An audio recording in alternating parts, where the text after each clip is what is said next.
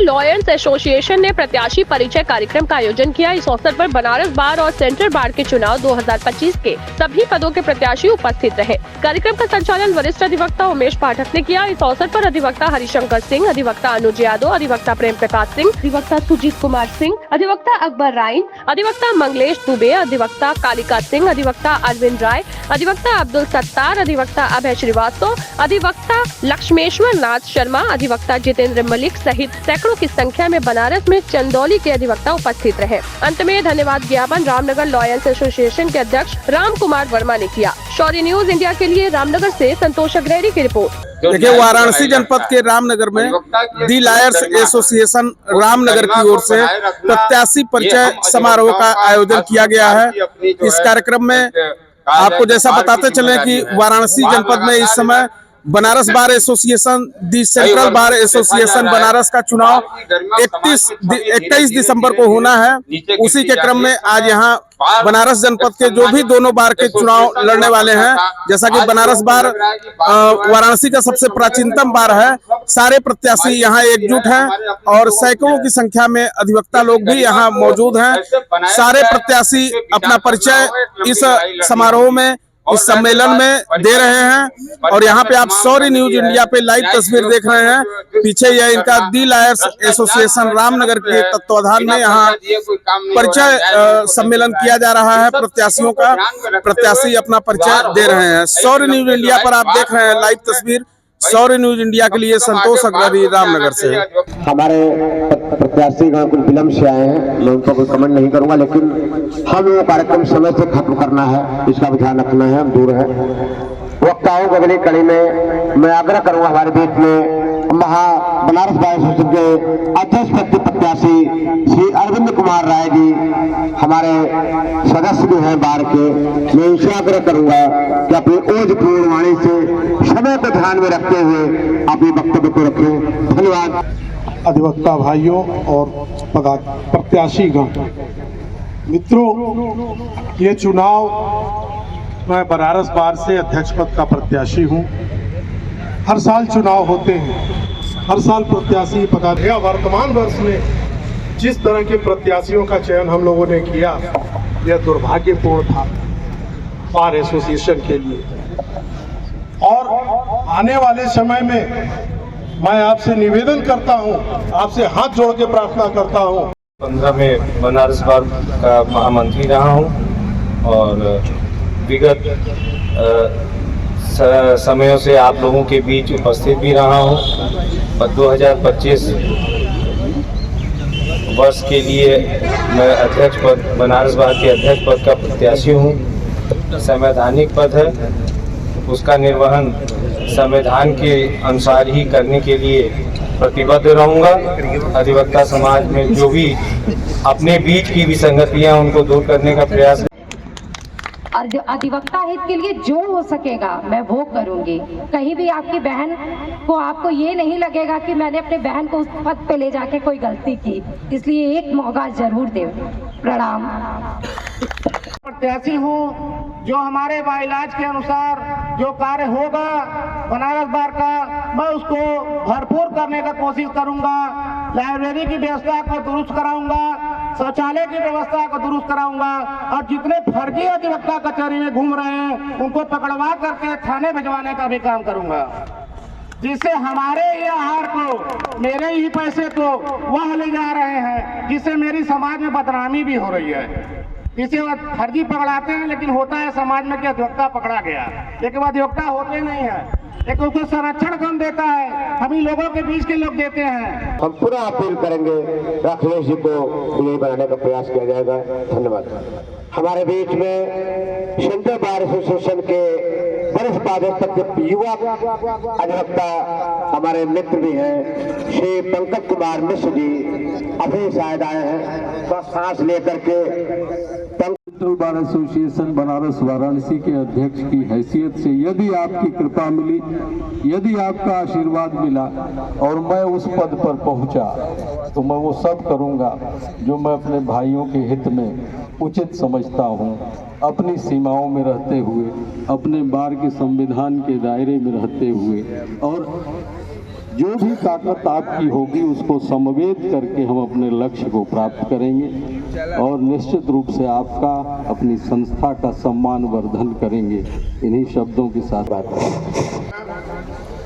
इस लायर बनास जो Ramnagar lawyers association है उसका मैं आभार व्यक्त करता हूं कि हर बार की भांति इस बार भी इन्होंने आयोजन किया।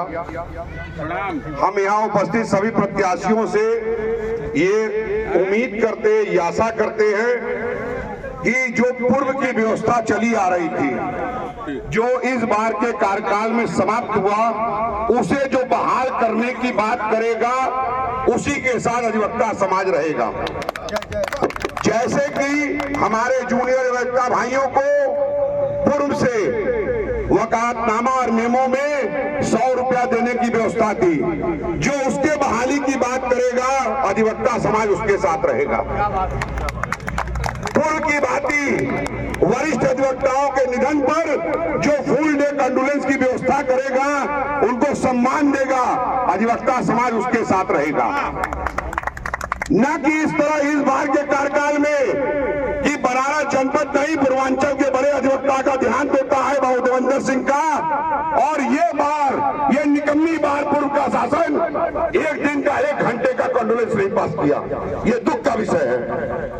मैं इस कार्यक्रम के माध्यम से सभी प्रत्याशियों से कहता हूं कि जो इस बार अधिवक्ताओं के उचित मांग पर हड़ताल की बात करेगा, अधिवक्ता समाज उसके साथ होगा, न कि उसके साथ होगा जो अधिवक्ता के उचित मांग पर ये बार, इस बार का निर्वाचित बार मुक्तसर था, अधिवक्ताओं की मांग को नहीं रखा। यह अधिवक्ता समाज उसके साथ रहेगा जो संदहा के चिन्ह को निकलने पर बनारस के कचहरी को विस्थापित होने के लिए आंदोलित करेगा।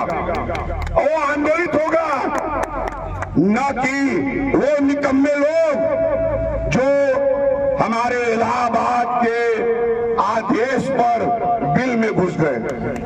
हम मांग करते हैं सभी प्रत्याशियों से कि इस बात के लिए सभी लोग आश्वस्त करें कि पूर्व की भांति इस बार जो भी निर्वाचित होगा इन चारों मांगों को लागू करेगा। जय अधिवक्ता समाज, धन्यवाद।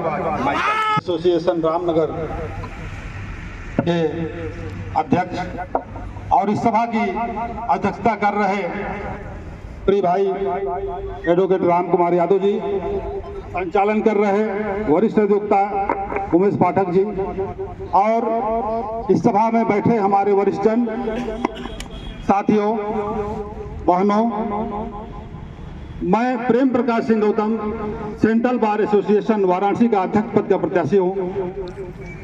अभी तमाम लोगों को मैंने सुना, ये तो एक आम चीज हो गई है कि अधिवक्ता हित में काम करेंगे। अच्छी बात है, अधिवक्ता हित में काम करने के लिए ही नेता चुना जाता है और चुना जाना चाहिए।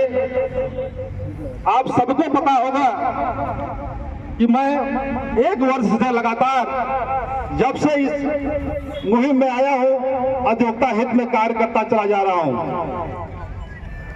मुझे जो भी कार्य मैं कर पा रहा हूँ, मुझे कुछ समझ में नहीं आ रहा है कैसे हो पा रहा है। कि हो सकता है ईश्वर की कृपा हो।